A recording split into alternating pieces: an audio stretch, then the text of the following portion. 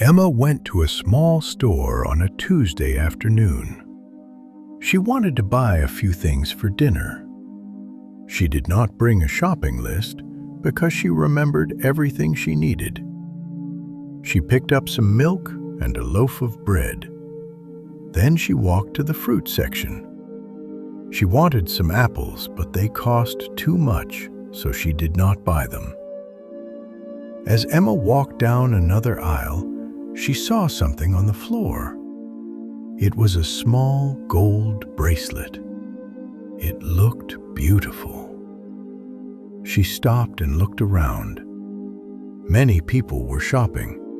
Some people pushed carts. Some people talked to their friends. Nobody seemed to see the bracelet. Emma waited for a minute. She thought, maybe someone will come back and look for it. But nobody came. She picked up the bracelet and looked at it carefully. It was simple, but she liked it. Emma asked a young man nearby, "Is this your bracelet?" "No," he said. Then she asked an older woman, "Did you lose this bracelet?" The woman smiled and said, "No, I didn't." Emma was not sure what to do. She knew it was not her bracelet, but nobody was looking for it. Finally, she put it in her pocket and went home.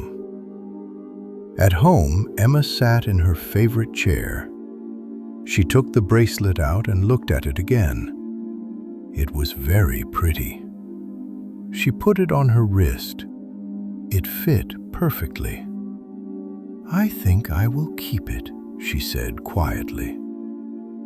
The days passed. Emma wore the bracelet every day. She wore it at work and when she went out with friends.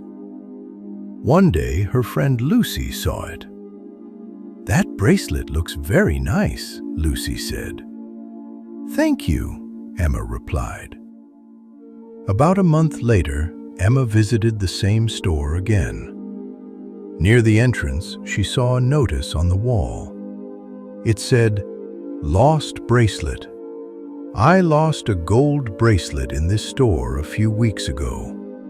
It is very important to me.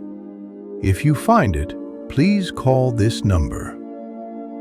There was also a picture. Emma looked closely. It was the same bracelet. She took a picture of the notice with her phone. When she got home, she looked at the photo again. She wanted to call the number, but she felt nervous. "I can call tomorrow," she said. The next evening, she finally called. A man answered. Emma said, "Hello, I think I found your bracelet." The man sounded very happy. The next day, he came to Emma's house. "Thank you so much," he said. "My daughter gave me this bracelet before she moved to another country. I have not seen her for 2 years. This bracelet reminds me of her." Emma gave him the bracelet. After he left, Emma looked at her empty wrist. She felt a little sad.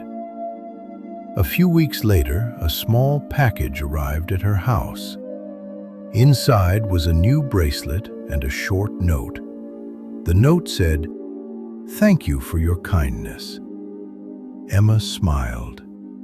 She put on the new bracelet and felt happy.